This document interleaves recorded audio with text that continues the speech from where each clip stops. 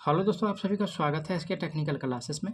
तो चलिए दोस्तों, एक नए सेशन में आप सभी का स्वागत है। और आज का जो क्लास होगा दोस्तों कंप्यूटर का, और कंप्यूटर में क्लास नंबर जो होगा दोस्तों ये 20 क्लास होगा, यानी कि 20वां क्लास होगा।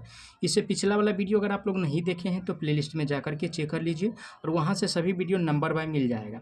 साथ ही साथ अगर आप लोग इस चैनल पर नए हैं तो चैनल को सब्सक्राइब करके वीडियो को जरूर शेयर कर दीजिएगा।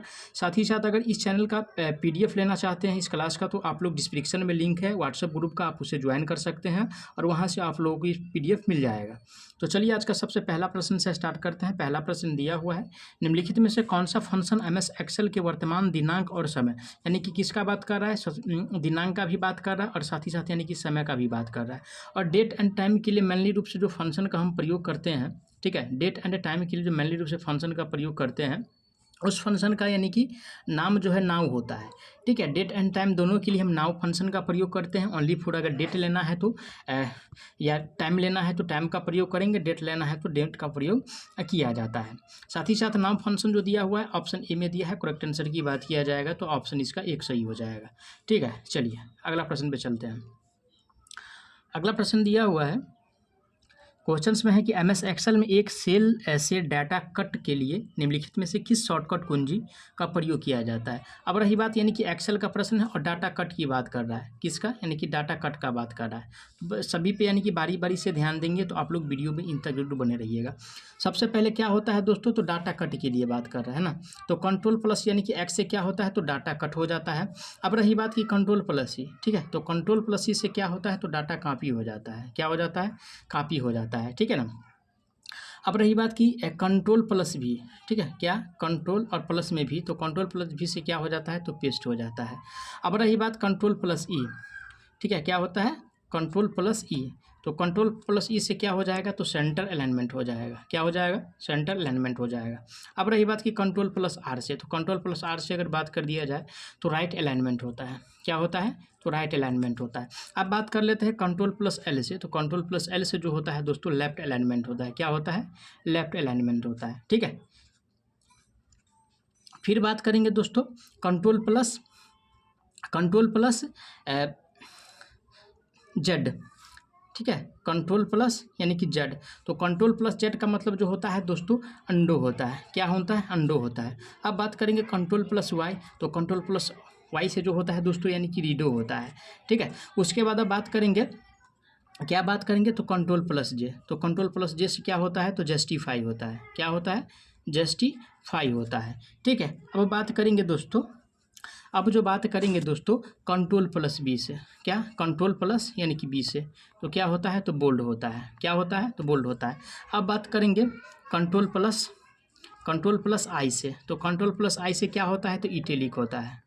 क्या होता है तो इटैलिक होता है, ठीक है। तो इस प्रकार का की जो है आप लोगों को ध्यान में रखना होगा, ताकि आप लोगों को अगर BSPSL एग्जाम इस प्रकार का की अगर पूछे तो आप लोग आसानी से उसका यानी कि आंसर दे सकते हैं।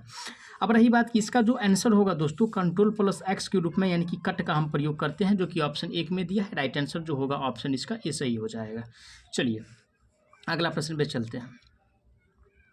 अगला प्रश्न आज का दिया हुआ है कि MS वर्ड में किसी भी डॉक्यूमेंट को प्रिंट करने से पहले पेज को देखने या समायोजित करने के लिए निम्नलिखित में से किस विकल्प का उपयोग किया जाता है। किसके लिए भाई, तो डॉक्यूमेंट को प्रिंट करने के लिए। और डॉक्यूमेंट को प्रिंट करने के लिए सबसे पहले जो दोस्तों हम उपयोग करते हैं या समायोजित जो किया जाता है वो प्रिंट व्यू का प्रयोग, किसका, प्रिंट व्यू, ठीक है, प्रिंट व्यू का हम उपयोग करते हैं।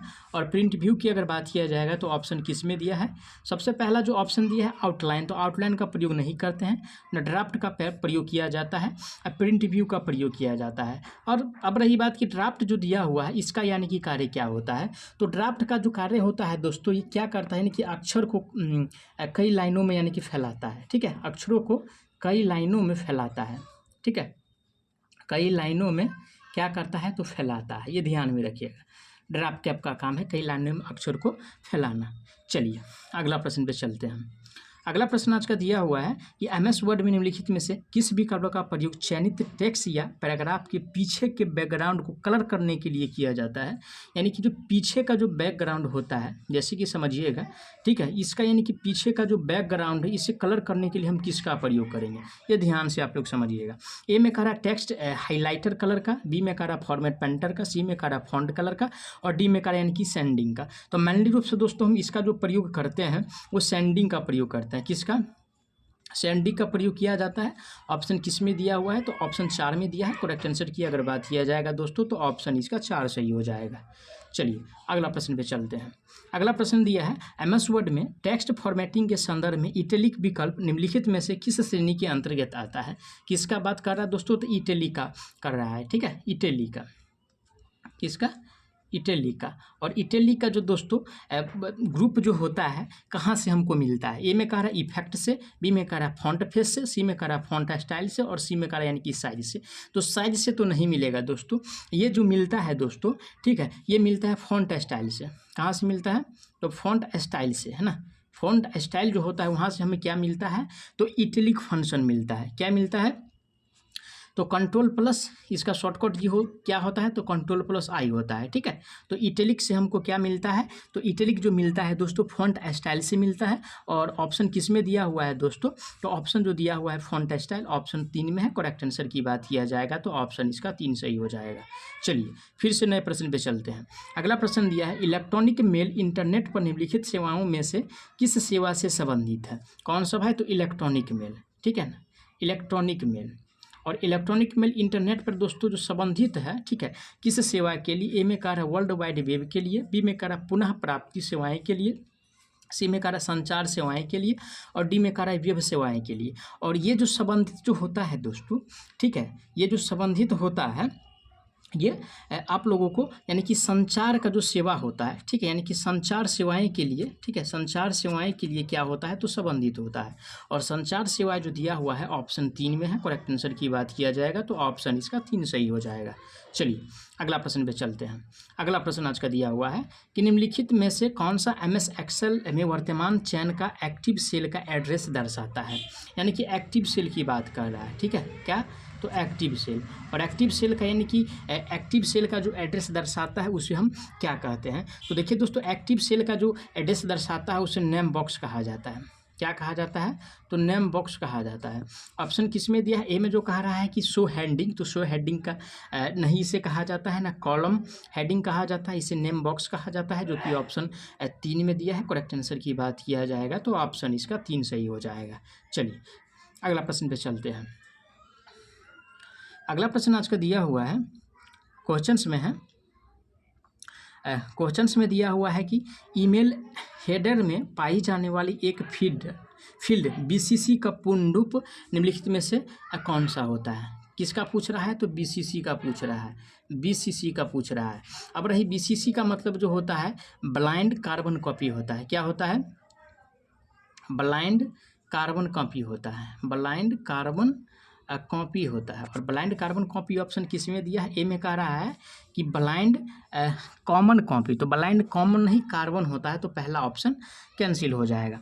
बेसिक कॉमन कॉपी नहीं होता है, ब्लाइंड कार्बन कॉपी जो दिया हुआ है ऑप्शन सी में है। करेक्ट आंसर की बात किया जाएगा दोस्तों तो ऑप्शन इसका सी सही हो जाएगा, क्योंकि सी में जो दिया है ब्लाइंड कार्बन कॉपी दिया है, यानी कि राइट आंसर जो होगा ऑप्शन इसका 3 सही हो जाएगा, ठीक है।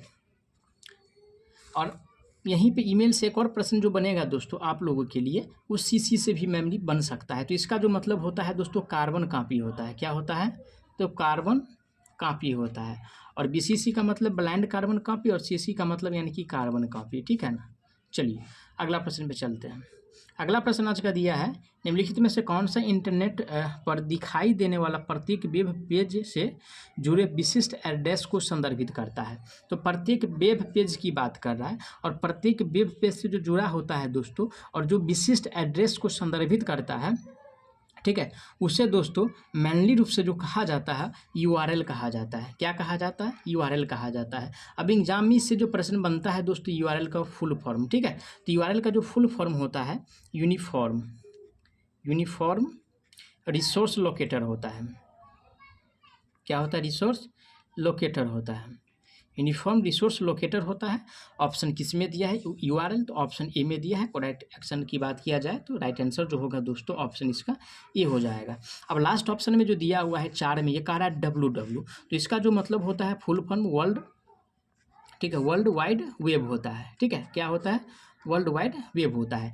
FTP का जो फुल फॉर्म होता है दोस्तों, ठीक है ना, FTP का तो फाइल, ठीक है, ट्रांसफ़र प्रोटोकॉल होता है, फाइल ट्रांसफ़र प्रोटोकॉल होता है। ये सब ध्यान में रखिएगा। आप लोगों से फुल फॉर्म से भी BSPSL एग्जाम में प्रीवियस पेपर में प्रश्न पूछा है और इस बार भी पूछने की संभावना है। मैं आशा करूंगा आप लोग सारा प्रश्न को अच्छा से समझे होंगे। अगर कोई भी प्रश्न में किसी प्रकार का डाउट है तो प्लीज़ आप लोग उसके लिए कमेंट कीजिएगा, आपको जवाब बहुत जल्द मिलेगा। साथ ही साथ अभी तक आप लोग इस चैनल पर नए हैं तो प्लीज़ चैनल को सब्सक्राइब करके वीडियो को जरूर शेयर कर दीजिएगा। तो चलिए दोस्तों, मिलते हैं एक नए सेशन में, तब तक के लिए जय हिंद।